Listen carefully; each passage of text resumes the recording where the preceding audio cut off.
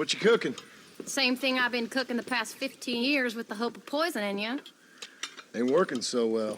Not yet. To be honest, though, tastes bad enough to kill a man. I never was much of a cook, but I did try to be a good wife. And you have been. Given what we was and what we came from, I think we've gone and done okay. I look at Jack, I look at him, and I think we've been blessed. Maybe he can be something more.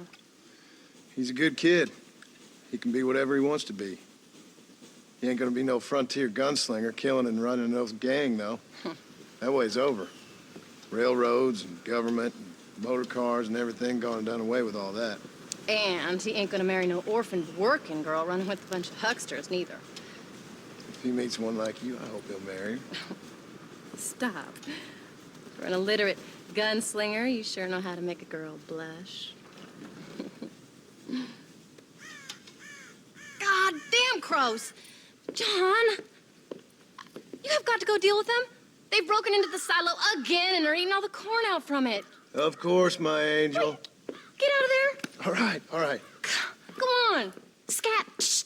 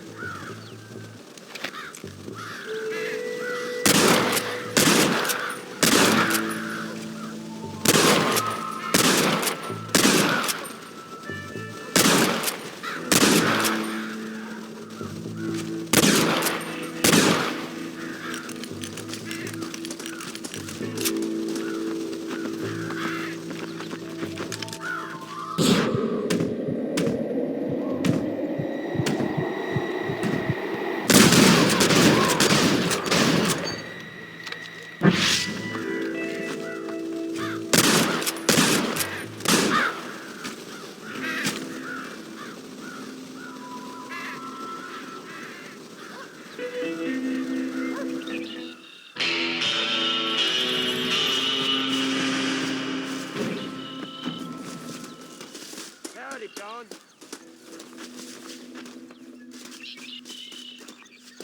What on earth?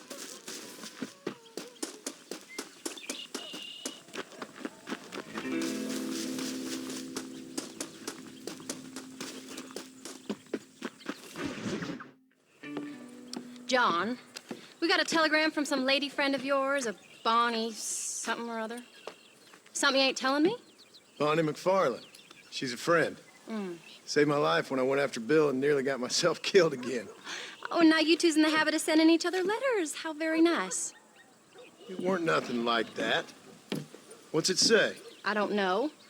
I can't. Well, you know I can't read. Give it here. You read that thing out loud? I ain't hiding nothing.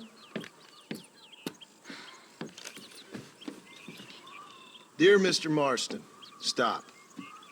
Need corn sacks. Stop. Emergency. Stop. Weevils and moths ate entire county supply. Stop. Can you help? Not exactly the most romantic request now, is it? I guess not. She saved your life, you say? Yes, ma'am. Well, then you're gonna have to help her and her family out. We've got a plentiful supply of corn sacks over near the silo. About the one thing Uncle didn't manage to have stolen while we was gone. Okay. Hurry back, John. And John, what's she like? You know. A little bit like you, I guess. She's a woman in a man's world.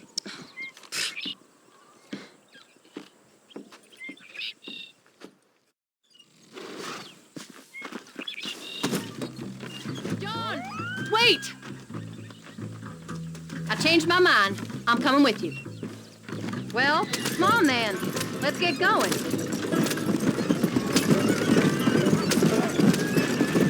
I don't think I can let you go off again without me. Fair enough.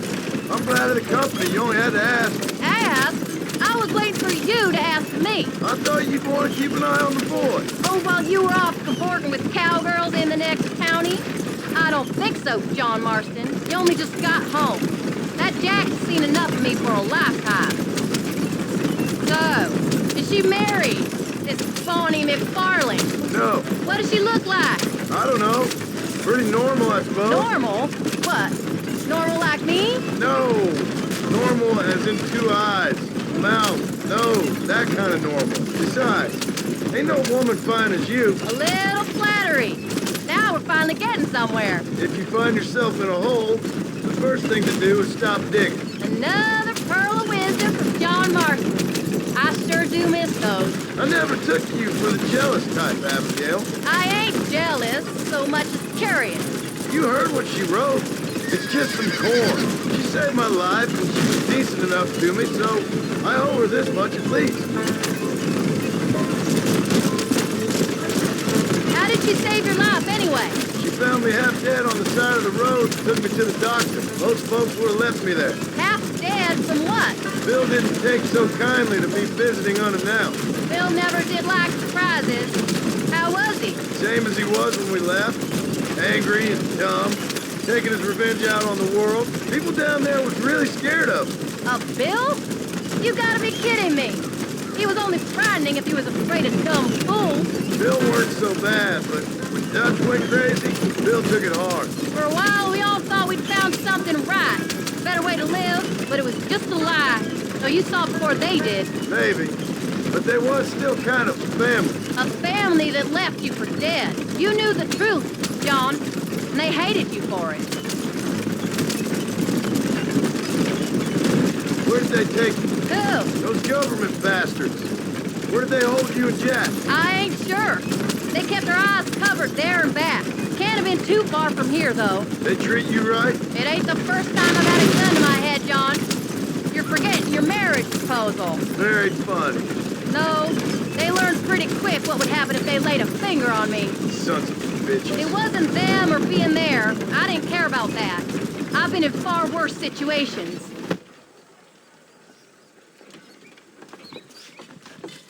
You came. Thank you so much. We lost the entire harvest. Miss McFarlane, I'd like you to meet my wife, Abigail. Oh, ain't you quite the gentleman all of a sudden? It's a pleasure to meet you, Mrs. Marston. Likewise. Thank you for saving my husband's life. And for teaching the miserable goat some manners, among other things. I didn't teach him anything. I know better than to try to change a man. You should meet my father. Oh, people can change, Miss McFarlane. John and I have to believe that more than anybody. This is a decent first harvest for you, John. You should be proud. That's good land you got there. How are you feeling, Mrs. Marston? From what your husband told me, it must have been awful for you. I've been through worse, and I knew he'd be back before too long. He can't cook a meal to save his life. Abigail, in my darkest hours, when I was most homesick, just the thought of one of your rat meat stews kept me pushing forward. Well, about as amusing as a weeping saddle sore, ain't he, Miss McFarlane? If you're gonna start yammering about women's work, John, I'd say you might be in the wrong company. I'd say so, too. I never felt so outnumbered.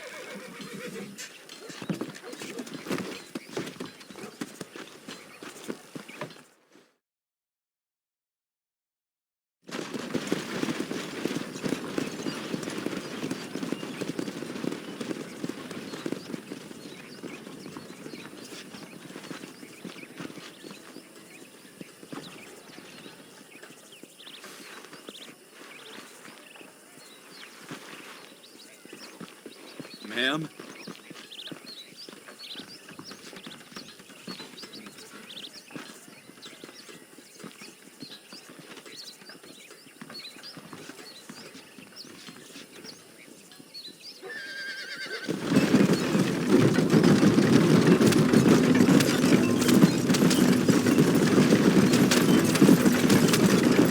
So that was the famous Bonnie.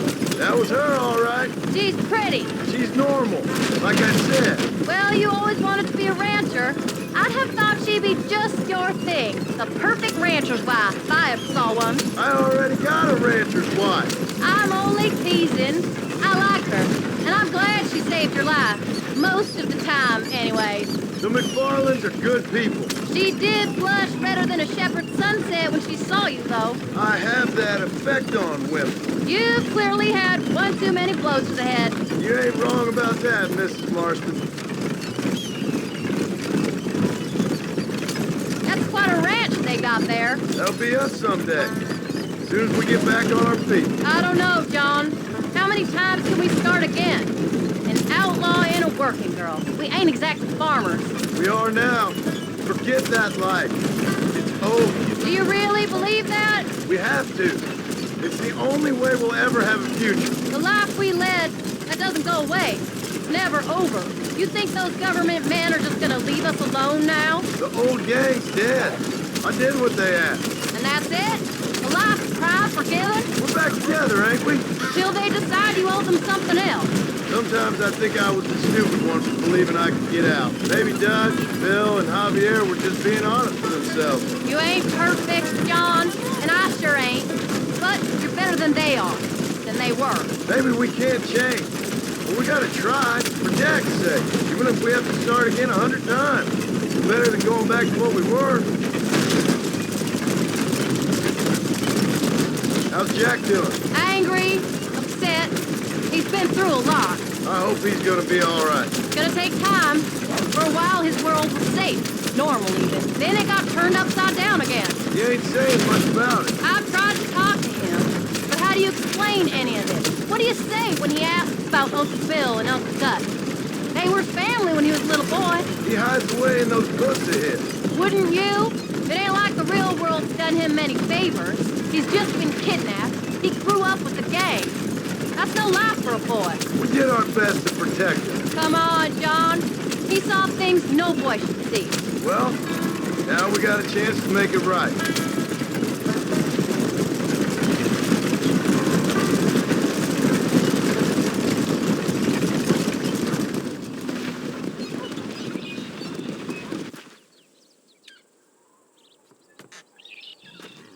We did good today, John. I guess I better go fix us something to eat.